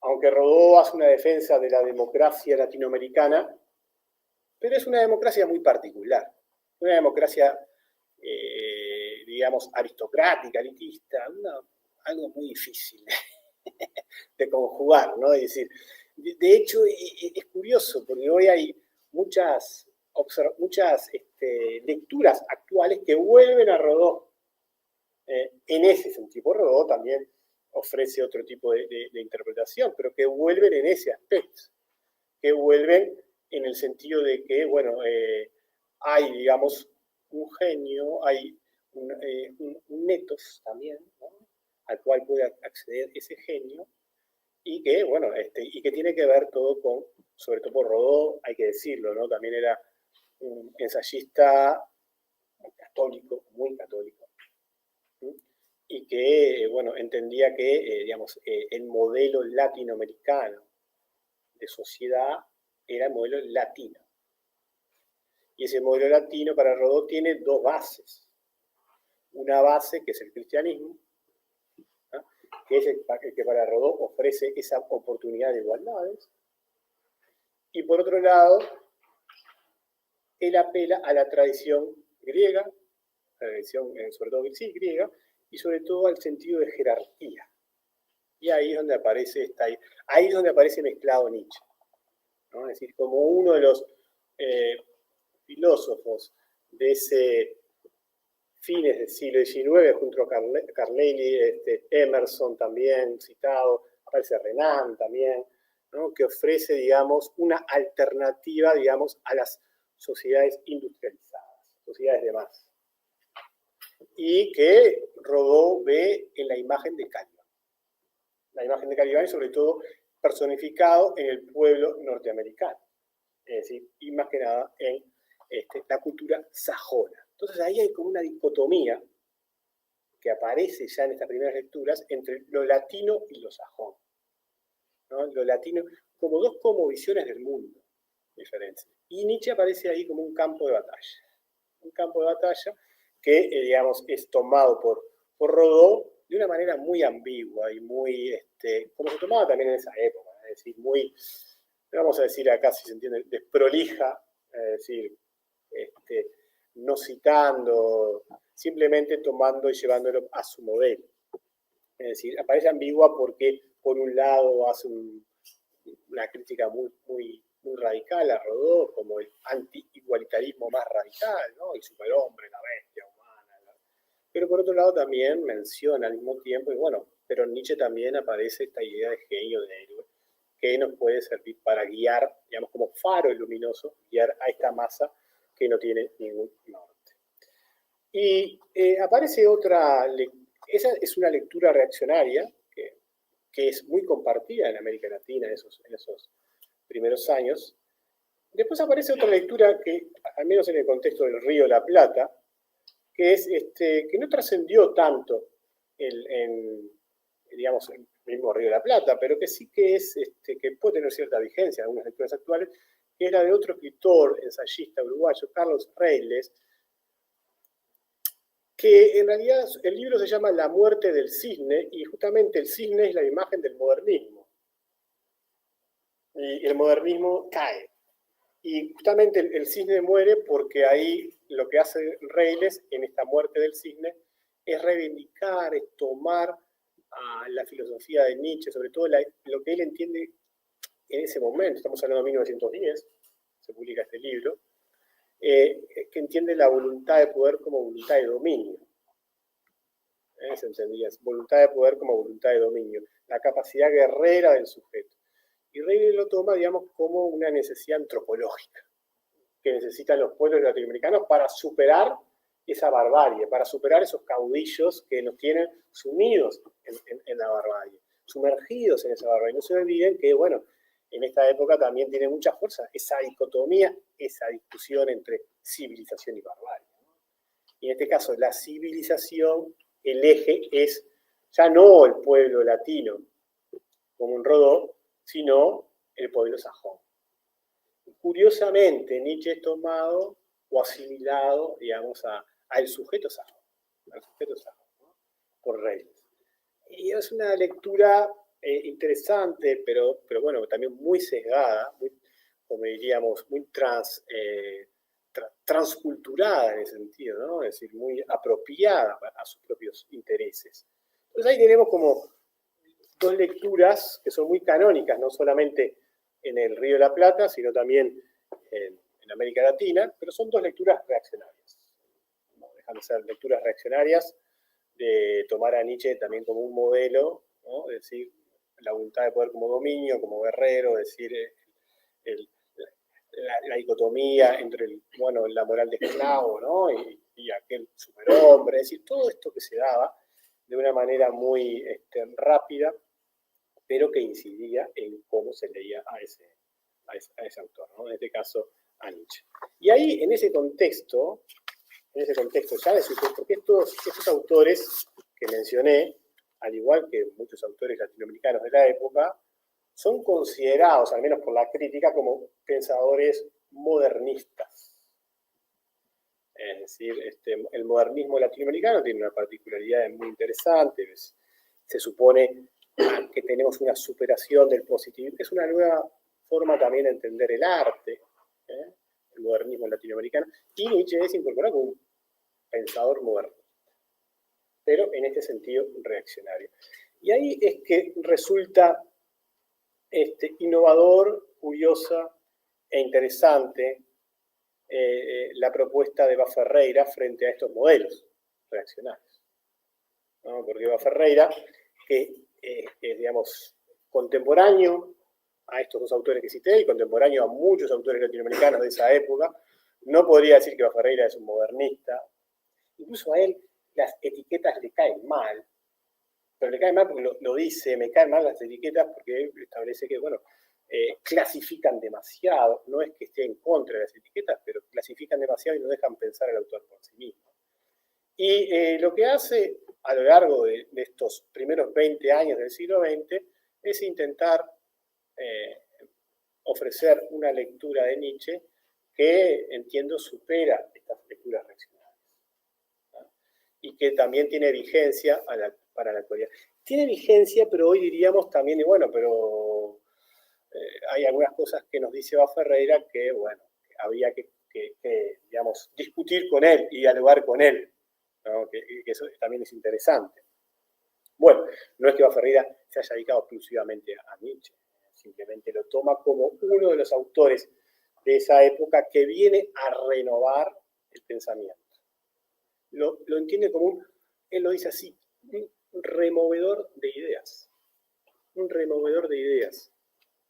Es decir, y aquí voy a utilizar una palabra también, él inventa estas palabras, ¿no? Hay una que es, bueno, aquí imagino que lo fermental se entiende, lo fermentario, ¿no? Es aquello que es lo que es previo a la idea, ¿no? Lo fermental, lo que todavía no se ha elaborado como tal, como idea central, pero que está ahí, está gestando la idea, ¿no? De hecho, Baferreira tiene un libro que se llama Fermentario, ¿no? Yo no sé si imagino que cuando pensamos en el fermento previo, o cuando hacemos el pan, cuando hacemos el vino, él tiene una imagen también, ahora voy a hacer eso, ¿no? La imagen del vino, porque el vino se hace también con fermento, en ese sentido. Entonces, para Baferreira, Nietzsche es un filósofo fermental. ¿Y qué significa eso? Significa que es un filósofo que nos ayuda a pensar. Es decir, no nos da doctrinas, no nos da ideas resueltas, no nos da sistema, sino que nos ayuda a pensar nuestros problemas. Y se introduce por ahí, ¿no? Se introduce por ese lugar a la filosofía de Nietzsche. Por la idea que, bueno, acá en la obra de Nietzsche hay escondidos pequeños diamantes, dice, que podemos, digamos, observar si prestamos la atención debida. Pero para eso, dice Ferreira, tenemos que desatendernos de las malas lecturas. Por eso la idea de cómo y por qué leer a Nietzsche. Lo primero sería cómo leer a Nietzsche, que es lo que ofrecer, digamos, o desatendernos o no prestarle la atención debida a esas malas lecturas. Esas malas lecturas, estamos hablando de ese contexto de época, pero también podríamos hablar de hoy. Malas lecturas en el sentido de cómo leer, que en definitiva esas malas lecturas son las que terminan predominando y conocemos el pensamiento de un autor por esas malas lecturas y no por el autor mismo. A Ferreira lo primero que le preocupa justamente es cómo leer a Nietzsche, cómo leer y dice que en ese momento Nietzsche es malísimamente conocido. Dice, se lo cita sin leerlo, lo que es fatal. Es un desastre. Se lo cita sin leerlo, lo que es fatal. Y se lo ve mediante críticas, y aquí está el asunto, que resumen su pensamiento. Y acá dice, lo cual es aún más trágico. ¿Por qué? ¿Por qué? Obviamente cuando nosotros entendemos, ¿qué hacemos nosotros los profesores? Resumimos el pensamiento de nosotros e intentamos transmitir el pensamiento de otros. Entonces yo pregunto, ¿por qué es fatal? ¿Por qué es trágico? Resumir, porque entiende que Nietzsche no es un pensador sistemático. Y que lo mejor de la obra de Nietzsche está en lo que él va a entender, que son aquellas obras que no están en varios lugares, ¿no? Donde hay pensamientos sueltos, que justamente coincide con esto de lo fermental. Pensamientos sueltos que ha ayudado a otros a hacer libros enteros, dice. Por ejemplo, el pragmatismo de William James. Hay pensamientos sueltos, aforismos, que Ferreira encuentra ahí. Entonces, dice que lo bueno de Nietzsche no es resumible y lo malo, porque obviamente él entiende que pasa, lo malo es muy fácil resumir. Es decir, lo que él intenta, ¿no? Hacer una lectura filosófica de Nietzsche. Y va obviamente a cuestionar algunas de las ideas de Nietzsche. Al menos podríamos decir, las ideas que circulaban en la época y sobre todo las ideas que circulaban en los críticos sobre Nietzsche. No son las ideas que nosotros normalmente, por la cual también conocemos esencialmente la filosofía de Nietzsche. Por ejemplo, él dice que hay, dos partes en la filosofía de Nietzsche. Una que es sistemática, que él entiende que es sistemática y sobre todo transmitida por los críticos, y que se lo cita, pero que además tiene efectos prácticos. Es decir, que no solamente queda en la teoría, sino que se intenta copiar e imitar estas ideas que encuentra que son fatales. Por ejemplo, la voluntad de poder como dominio, la que decíamos, era una interpretación que hacía, obviamente, Reyes y que circulaba también en la época. Para Ferreira esto es una idea sistemática, ¿no? Sistemática y que es fatal. Es decir, es fatal porque tiene efectos perniciosos para organizar la sociedad, tal y como se entiende la voluntad como dominio. Después, la capacidad de guerrero del sujeto, resumida en la idea del superhombre, o la idea de la evolución humana expuesta al nacimiento de una tragedia. Eso también encuentra como una idea que es sistemática en la idea. Y, por ejemplo, no solamente se dedica a mostrar estas ideas que dice, bueno, no vamos a atender esto, vamos a atender otras ideas, pero también intenta mostrar contradicciones. Por ejemplo, dice, Nietzsche critica con vehemencia el socratismo y la razón en el nacimiento de la tragedia como limitante y como negativo. Sin embargo, dice, Sin embargo, en el Anticristo es una obra que vibra de una obsesión, la obsesión por la verdad. Por lo tanto, es una obra dentro del socratismo y simboliza la razón y el libre pensamiento. Entonces, ahí intentando mostrar contradicciones que están en la misma obra de Nietzsche o que también están en algunos autores que han leído a Nietzsche. Dice, por eso hay que leerlo como un fermento para pensar, con esas ideas sueltas. Y ahí divide, a ver, no es que lo hace Eva Ferreira, entiendo que en su conferencia hace una selección de unos libros que él entiende que son donde están los pensamientos más sueltos, y estos libros son sobre todo del periodo intermedio, no lo dice así, pero son del periodo intermedio, habla del caminante y su sombra, ¿no? Y sobre todo de La Galla. Estos dos libros para Eva Ferreira, ahí se encuentra, digamos, en pequeños aforismos, en pequeñas, bueno, aquí está, miren, aquí está el pragmatismo, aquí está la crítica a la verdad, miren lo que dicen, bueno, por ejemplo, hay una primera parte que se dedica a comentar y habla sobre problemas epistémicos o teoría de conocimiento, sobre el origen de la lógica, pero dice Ferreira, claro, el origen de la lógica, cuando Nietzsche, por ejemplo, en El viajero y su sombra, aforismo 11, titulado El libre arbitrio y el aislamiento de los hechos, ahí Nietzsche habla de la relación entre lenguaje y realidad, entre pensamiento y realidad, y sobre la relación de identidad entre uno y otro. Y la observación que hace Eva Ferreira es psicológica y también lo lleva al campo del pragmatismo. Lo asimila con William James. Porque dice que ahí William James, cuando habla de la corriente continua, el pensamiento como una corriente continua, bueno, miren, Nietzsche lo está planteando de una forma. Claro, pero Ferreira le agrega un matiz. Dice, pero no se trata de desacreditar o no hacer valer el concepto o la lógica, sino de utilizarlo como una herramienta práctica que tiene efectos sobre la realidad, como una invención útil. Es decir, y no solamente desacreditando, no mostrando obviamente, no, bueno, lo que hay es desborde dionisíaco, no. Hay un pensamiento, hay conceptos, hay herramientas críticas, hay que tomar conciencia de que esos conceptos y herramientas críticas nos sirven para operar en la realidad, ¿no? Y así sigue. En La Galla Ciencia, por ejemplo, habla del origen de la lógica, que también sigue en la misma línea, es decir, no desacreditando la lógica, sino mostrando su valor pragmático, que es lo que le interesa. Otro, que es el 112, que cita es el causa y efecto, es decir, como si existiera causa y efecto. Bueno, Ferreira dice, no es que todo sea interpretación, no existe realmente causa y efecto, pero nos ayuda a operar en la realidad, obviamente, para poder ordenarla.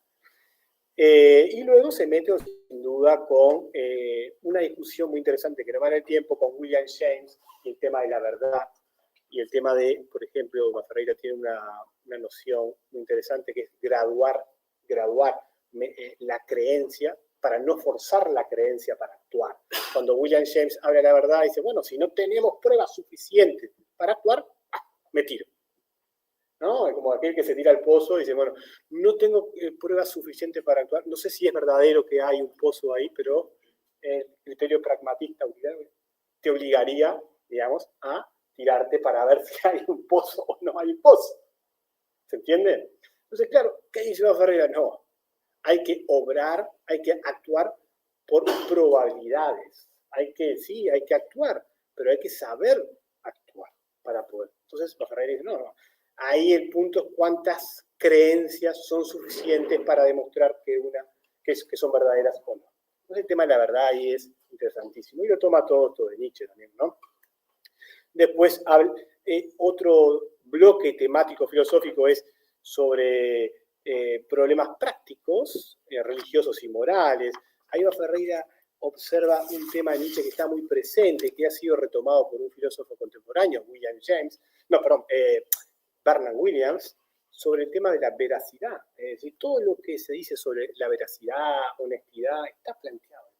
Es decir, y observa en unos aforismos que son el del viajero y su sombra 208, el 317, el 333, donde se observa esta relación muy interesante entre verdad y veracidad. verdad y veracidad. Es decir, de cómo hay una cuestión epistémica y una cuestión ética relacionada.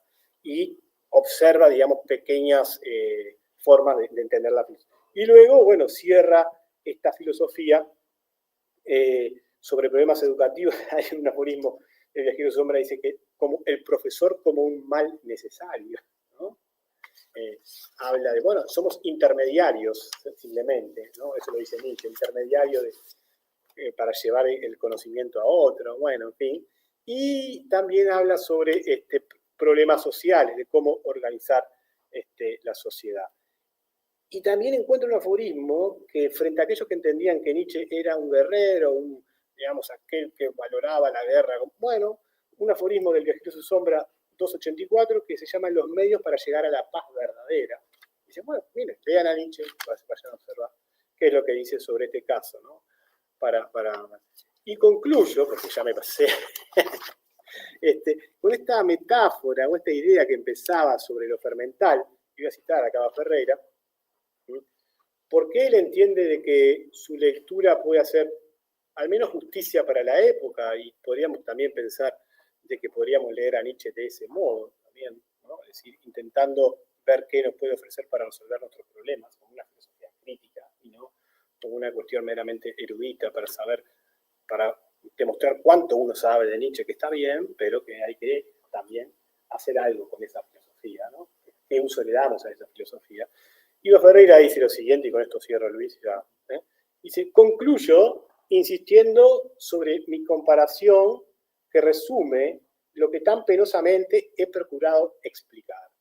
Un hombre fabricaba la levadura más rica y al mismo tiempo hizo vino con ella. El vino salió agrio, amargo, tóxico. Dejémosle y utilicemos la levadura. La levadura, para pensar de Nietzsche, es incomparablemente rica. Solo una salvedad hay que hacer. Y es que ese fermento para gente intelectualizada y liberada es como aquellos fermentos que necesitan líquidos, caldos complicados y artificiales. Una cultura.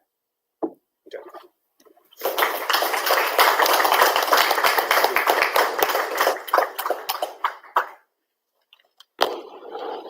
Bueno, graças, Pablo.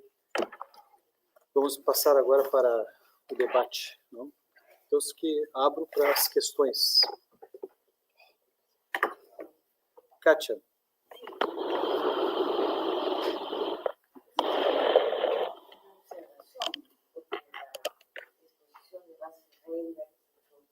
Pablo, me hace recordar tus ideas sostenidas sobre el pensamiento del eterno retorno como una vivencia, un tipo de vivencia particular, especial, ¿no? Y estaba yo recordando que probablemente el filósofo, el pensador más original que tenemos en el Perú, muerto hace muchos años, Mariátegui, ¿no? Comienza los 7 ensayos de interpretación de la realidad, ¿no? Con una cita de Nietzsche que dice ponerle sangre a las ideas, ¿no? O sea, escribir de forma que guarde una relación con la vida, pero además que sea fuerte, potente, renovadora, digamos, ¿no? Entonces estaba pensando en esa conexión que hay y sospechando un poco entre las dos exposiciones de ustedes. Y sí tenía un par de preguntas, ¿no? Con relación a la exposición de Andrea, ¿no? Que es, claro, hay una interpretación cosmológica de Nietzsche, una interpretación de eterno retorno, pero más problemático es eso de la decisión, ¿no? El así lo quise, ¿verdad? Porque si es correcto que Nietzsche critica un una concepción atomística de la voluntad, ¿verdad? Porque habla de algo así como una memoria de la voluntad, ¿no? Eso significa que hay una suerte de educación en la voluntad, ¿no? Distinta a esa idea de voluntad como dominio, sino qué es lo que quiere en la voluntad. Eso es lo que prevalece, ¿no? No esa exposición, esa concepción de la voluntad como un átomo que decide, ¿no? Entonces, no sé qué te parece si lo podrías desarrollar en términos del asunto del eterno retorno. Y con relación a los textos por ti, Pablo, también es una observación interesante sobre los pensamientos sueltos, y eso que ayer cité de Nietzsche, el aprecio por los moralistas franceses, porque tienen pensamientos de aquel tipo que hacen generar pensamientos, ¿no? Que me parece interesante porque es como si Vaz Ferreira repitiese esa idea. Bueno, eso es un poco para... En realidad tengo otras cositas para comentar o preguntar, pero quería quizás plantear ese problema de así lo quise, ¿no? Para ti, Andrea, y esta sugerencia de qué cosa significa ponerle sangre a las ideas o qué cosa significa un pensamiento que genera pensamiento, ¿no? No sé.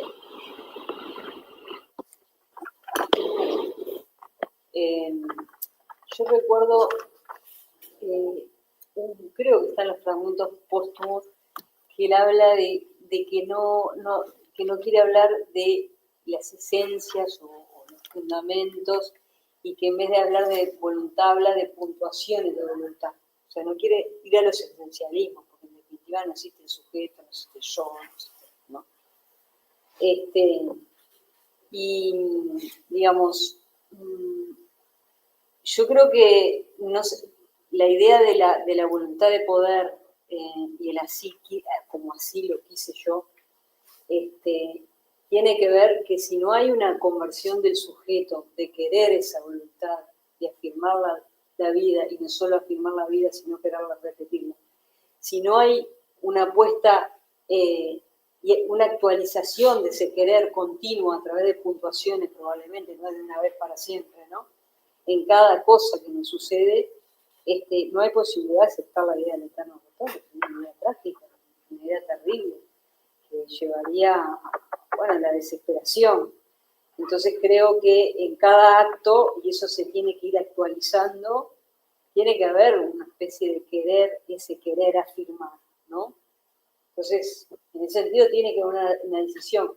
Y para que haya una decisión que pueda decidir por ese lado de querer la repetición, creo que tiene que cambiar la percepción del mundo, la forma de entender eso que me está sucediendo, tratar de quitar los elementos reactivos y generar una idea afirmativa, cambiar las perspectivas de mundo, no sé, transformar los valores, transmutarlos, invertirlos, lo bueno en lo malo, lo malo en lo bueno, transmutarlos, lo negativo en afirmativo, no sé, cantidad de actos y de puntuaciones de voluntad que me llevan a querer decidir en cada cosa esa repetición eterna, ¿no? Como ficción útil, ahora que usaste la palabra ficción útil, porque en definitiva lo que sucede no lo puedo cambiar, pero sí la percepción sobre lo que sucede. Eso me hace acordar a los estoicos, obviamente. Es lo que depende de nosotros, ¿se acuerdan? Y lo que no depende de nosotros, que era un ejercicio espiritual de los estoicos. Y bueno, lo que quizás no depende, sí, en ciertas maneras sí, pero en ciertas otras no.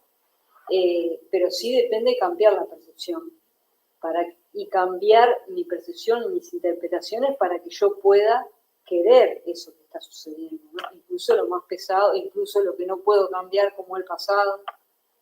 No sé si por ahí va tu pregunta, pero es lo que se me ocurre. Tampoco es que tengo la absoluta respuesta sobre eso, pero a mí me parece que ese corte que hace el hombre, que cambia la visión, ¿no? Y a la vez es un enigma, dice, ¿quién es ese hombre que corte? Con la idea, uno dice, bueno, la figura es el símbolo de eterno retorno. ¿Qué pasa si yo acepto simplemente que todo se va a repetir? Hay una cuestión que pone Klosowski que tiene que aparecer el olvido. Dice, tiene que aparecer el olvido, porque si no, en realidad, ¿qué voluntad voy a poner si lo que me está sucediendo ya se vuelve a repetir infinitas veces, ¿no? Lo que pasa es que no es una creencia de que las cosas se van a repetir, o sea, no es que él crea que eso sucede, sino que vive como si eso fuera así, para potenciar el momento. Pero evidentemente que tengo que cambiar todo en el sentido del ultrahombre, de la formación de la vida, del amor fati. Entonces, creo que de la transmutación de los valores, del nihilismo activo, todos estos elementos tienen que estar en juego, porque si no, no, que son los, por eso digo, la idea del eterno retorno como que es la idea central que se alimenta de las otras ideas para generar una unidad, ¿no? Y se explica desde ahí. Pero esta decisión creo que tiene que ver con el cambiar la perspectiva del mundo para prepararme para que mi voluntad diga sí a la repetición. En puntuaciones fragmentadas, cada vez, no es que de una vez, porque siempre digo que sí, todo se va a repetir, estoy contento. No, cada acto, cada situación tiene que volver a dar esas puntuaciones de voluntad que me permitan ese tipo de decisión. Así yo crea que lo que decide en mí no es una razón, no hay un yo, no hay... así crea que en realidad eso no lo decido ni lo determino, pero sí actuar como si eso pudiera suceder, ¿no? Si hay algo de mí que se tiene que poner ahí, que tiene que ver con la voluntad, con un querer que se afirma. Yo lo veo así. Sí, gracias, Kat. Esto de ponerle sangre a las ideas, pensamientos sueltos, bueno, todo tiene que ver, obviamente, con Ferreira era muy lector, sin duda, de toda la literatura francesa, ¿no? Sí. Pero todo tiene que ver con, o al menos entiendo yo, también con la discusión o el debate entre determinismo y libertad. También, ¿no? El positivismo también como una doctrina, un sistema que determina la capacidad y que no permite, digamos, eso que Ferreira dice, que yo comenté muy brevemente y muy torpemente, esa capacidad de psiquiar, de psiquismo interior, que no está, digamos, determinada por, digamos, que si bien las impresiones provienen del exterior, no están determinadas por ningún sistema, ningún modelo, sino que es el propio sujeto el que la puede determinar, ¿no? Entonces, pero Ferreira nunca es explícito de todas formas, por eso decía que no sé hasta qué punto debemos discutir esto, sobre esta idea del psiquismo, ¿no? Esa capacidad interior, es decir, que en definitiva no vamos a poder conocer. Es decir, que si bien ponerle sangre a las ideas o estos pensamientos sueltos, nunca van a, digamos, a resultar pensamientos enteros, por decirlo así, ¿no? O pensamientos cabales o pensamientos con sustancia, sino que, bueno, van a ser pensamientos a medio desarrollar. Así cuando tú nombrabas y hablabas del escepticismo, me vino un poco también la idea, porque Ferreira habla del escepticismo de tendencia, como una capacidad crítica. ¿Sí? Dice, no es bueno ser escéptico radical, pero sí un escepticismo de tendencia, propio de la modernidad, ¿no? Es decir, sobre todo hay que dudar, ¿no? Hay que dudar y hay que tenerlo como una capacidad crítica para poder... Esa sería la herramienta para poder indagar en esa capacidad interior.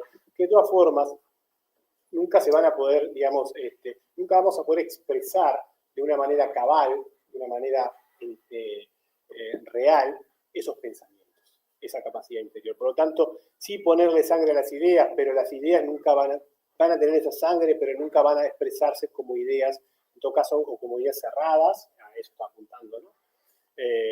Sino como ideas a medio hacer. Por eso es lo importante del fermento, lo fermental. Es decir, están a medio gestar. Por lo tanto, es un pensador que ayuda a pensar. No es un pensador que nos da pensamientos ya hechos, sino un pensador que nos ayuda a pensar. Y el escepticismo de tendencia que Ferreira desarrolla en sus libros y que también lo utiliza para leer a Nietzsche, bueno, es una herramienta crítica de pensamiento que justamente ayuda a indagar en esa interioridad. Repito, nunca vamos a poder... da ejemplos a veces de cómo o en qué medida el arte sería, digamos, aquella actividad que permite acceder de una manera no real, pero sí más no, auténtica, no sé si sería la palabra, pero más auténtica tal vez, a este psiquismo, ¿no? a esta libertad, que puedo entender y entiendo que cuando Freire habla de libertad en el sentido más fuerte, está justamente en ese psiquismo, que no se puede cerrar. No se puede cerrar nunca. Ese psiquismo no se puede cerrar nunca. No lo podemos apresar, porque entienden que el lenguaje como un sistema, ¿no? Como un sistema que clasifica, ¿no? Que aprendemos del exterior y que clasifica, y él incluso habla de planos mentales, para leer a los autores, planos mentales, y en función de los planos mentales que estemos, subimos de nivel o bajamos de nivel.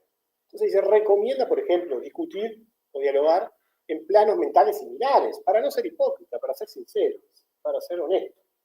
No vale discutir, por ejemplo, y esto cierra, en Uruguay en esa época Ferreira está discutiendo, tiene mucho que ver con Nietzsche, sobre si era necesario o no poner los Cristos en los hospitales públicos. Y fue una discusión que se dio en toda la prensa y que intervino Rodó y que se habló de liberalismo o jacobinismo. Y Rodó, José Enrique Rodó, dice, bueno, los que opinan contra que no se debe poner los Cristos en los hospitales públicos son jacobinos, ¿no? Como diciendo, no permiten, son los radicales de la revolución. Y después salió otro pensador que era más liberal, y dice, no, pero a ver, la religión cristiana es una religión de opresión, entonces por lo tanto, la tolerancia es un principio de la modernidad, y por lo tanto, si ponemos a los Cristos, también tenemos que poner a otras religiones. Ferreira intervino en el debate, como siempre, de una manera muy moderada, muy honesta, muy simple. El que quiera poner los Cristos, que lo ponga. El que no quiera poner, que no lo ponga, pero que discutan en planos mentales, digamos, que estén a la misma altura. Entonces ahí hace una especie de discusión. Bueno, en el primer plano están bien aquellos simplistas que dicen hay que poner los Cristos, o el religioso, o el antirreligioso que dice no, hay que sacarlo porque esto es un sistema de opresión. En el segundo plano ya subimos de nivel. ¿Y qué significa subir de nivel? Capacidad crítica de argumentación, capacidad obviamente ayudado por este escepticismo de tendencia, ¿no? Esa capacidad de subir en el nivel, obviamente, de la discusión del problema real. En este caso, de si es conveniente o no de utilizar espacios públicos para poner imágenes religiosas. En un país que en ese momento, Uruguay, en 1920, ya era un país secularizado. Es decir, que se había separado de la iglesia. Sin embargo, estas discusiones todavía existían, ¿no? Estaban entonces, digamos, la idea de libertad de él es que nunca se va a poder cerrar. Entonces, eso de pensamiento, claro, ponerle sangre a esa idea, ¿no? Es decir, no vamos a poder cerrar, digamos. Hay una relación muy directa, ¿no? Entre lo epistemológico, digamos, el pensamiento, ¿no? Y la realidad, cómo pensamos la realidad.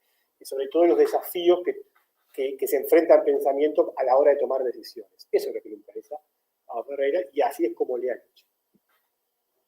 Muchas gracias. Não sei se temos duas perguntas aqui. Edmilson, Gelson também? Edmilson. Eu achei muito interessante a ideia do fermentador. É como se fosse uma estufa, né? Um lugar onde você tem a proliferação de ideias.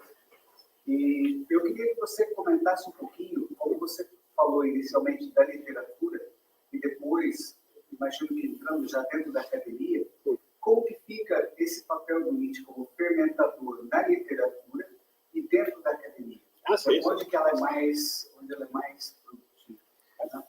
E para André, eu teria, acho que todos nós teríamos 1 milhão de perguntas e questões sobre o Eterno Retorno.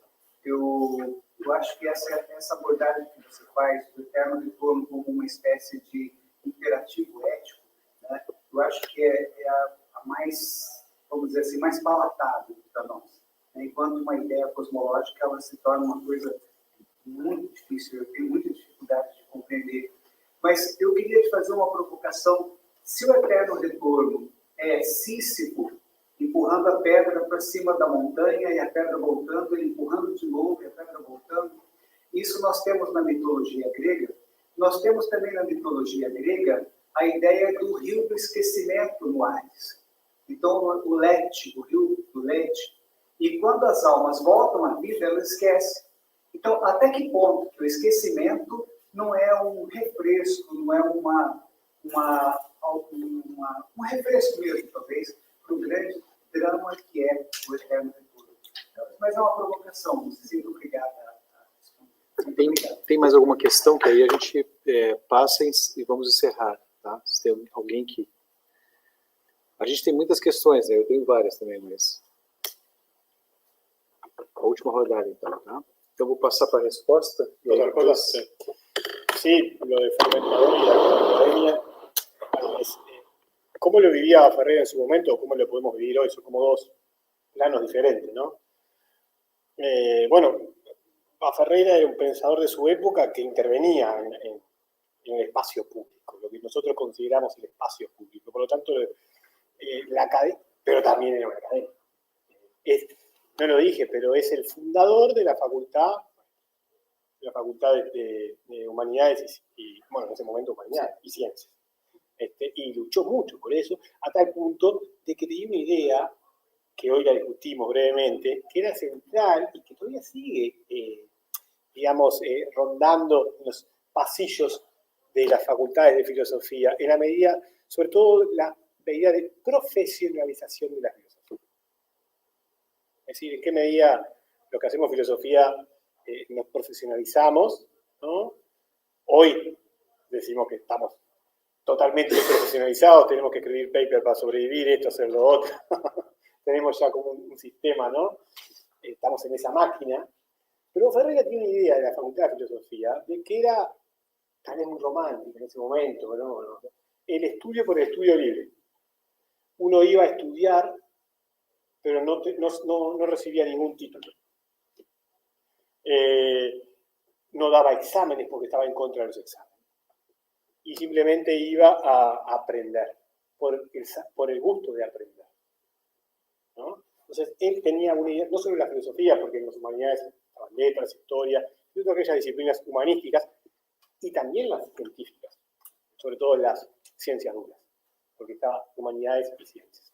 Entonces, él tenía esa idea, sí, no de un profesional de las humanidades, sino de un estudioso de las humanidades que va a estudiar filosofía por el simple hecho de estudiar.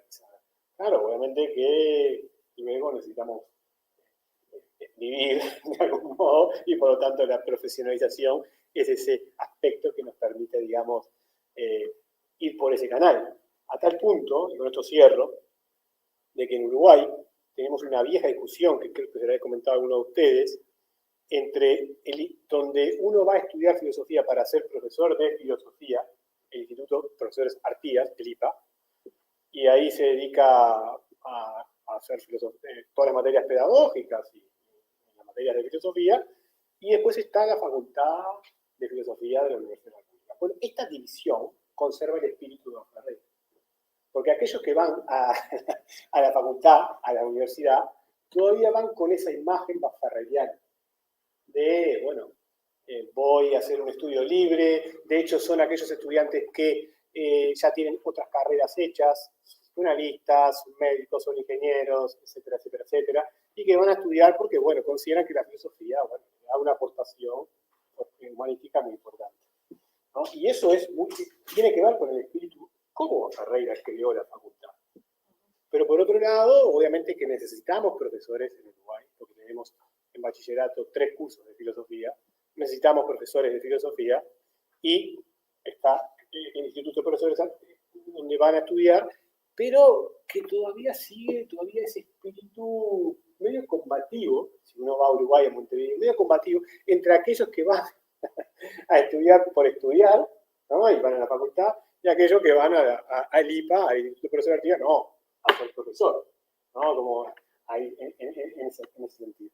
Que bueno, esto conserva un poco y tiene que ver con este problema no resuelto, que está en la obra de Ferreira, que él no lo resolvió, yo tampoco lo voy a resolver, que es entre lo vivo, lo fermental y la academia. Si la academia te absorbe, ¿en qué medida la academia te absorbe? ¿No? Te consume, te coapta y te quita obviamente eso vivo fermental, que mucho tiene que ver con lo que decías vos. Qué difícil es, o cómo, o cuáles son las posibilidades para introducir lo fermental o lo vivo en la academia, hoy en día. Claro, eso es muy importante lo que dice el compañero, y está en la misma visión que tenía del estudio él. ¿Por qué no quería los exámenes? Porque decía que los estudiantes estudiaban, dice, para sacarse de encima un contenido. Entonces aconsejaba que, entendía que tenían que pasar un examen, pero que después anotaran todos los temas que les interesaban o un tema que quisieran profundizar y realmente lo hicieran porque les interesaba, justamente para quitar esa relación superficial con el aprendizaje. Fíjense si se viera ahora, enfrentado a cómo está ahora la academia, ¿no? Que realmente estamos sometidos al productivismo y tenemos que crear cosas así no tengamos nada que decir, ¿no? Simplemente porque tenemos que cumplir con ciertos sistemas o formas de entender indicadores de calidad, ¿no?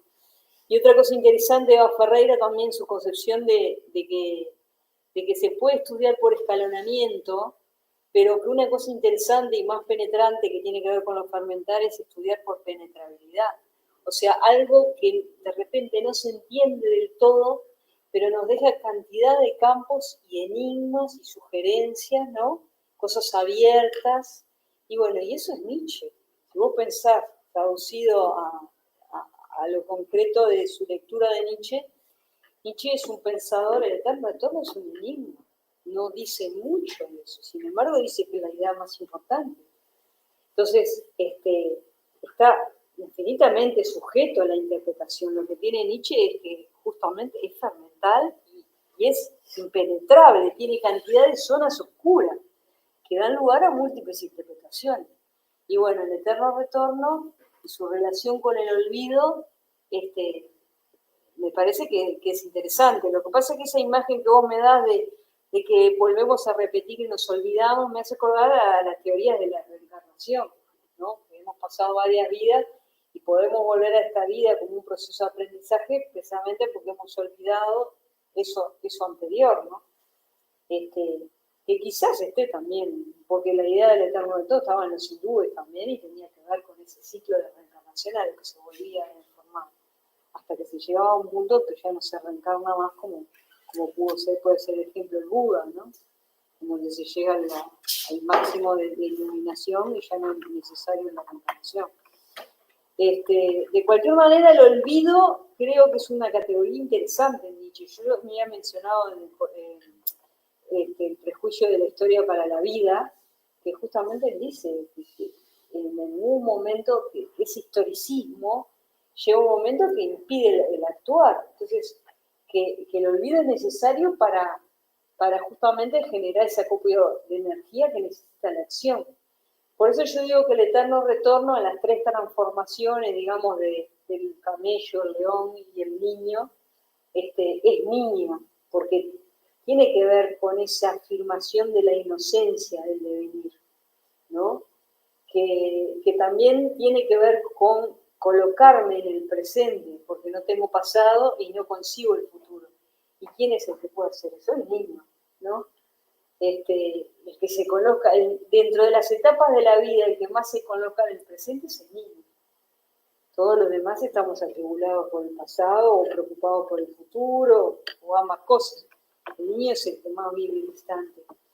Entonces, creo que el eterno retorno exige primero esa inocencia del devenir que la trae de Heráclito y esta cuestión de estar en el momento absolutamente compenetrado desde lo nuevo que soy, que es la figura del niño. Bem, eu queria agradecer então a professora Andréia, né, por estava numa outra viagem, veio estar conosco aqui, com essa apresentação muito clara, um raciocínio limpo, né, claríssimo. E também a Pablo, né, que tive a oportunidade de conhecer o Instituto de Artigas, professores de Artigas, né. Para vocês, talvez, para eles é muito comum, para nós não, né, talvez alguém conheça, mas enfim, o Carlos Vaz Ferreira, o Einstein foi encontrar o Carlos Vaz Ferreira no Uruguai, tem uma estátua a 2 quadras, né, da Faculdade de Humanidades, né, e de Educação. Então, essa estátua está numa praça, eles estão conversando muito, realmente entusiasticamente, eles me explicaram lá que não sabe que conversa foi essa. Né? Com Einstein. Com Einstein, sim. E também tive a oportunidade, graças a Pablo, de conhecer a casa do Carlos Vaz Ferreira, que recomendo também para vocês, porque a parte do jardim é um jardim que não havia poda nas árvores, porque o Carlos Vaz Ferreira entendia que tu deveria te movimentar no meio da floresta e abrir os próprios caminhos, e ela abriria para ti. Então os filhos se criaram ali. Me chamou muita atenção também o lugar que eles comiam, né, porque todas as paredes davam para o jardim, então tinha uma interação total com a natureza. E a sala de trabalho dele, né, com todos os móveis com rostos indígenas, pintura indígena, todos os motivos muito também do Uruguai, né, da cultura uruguaia, da cultura indígena, da cultura espanhola. Então, assim, realmente é um pensador de uma estatura que muito obrigado por ter me apresentado, a vocês dois por estarem aqui. E continuamos amanhã, então. Tá bom?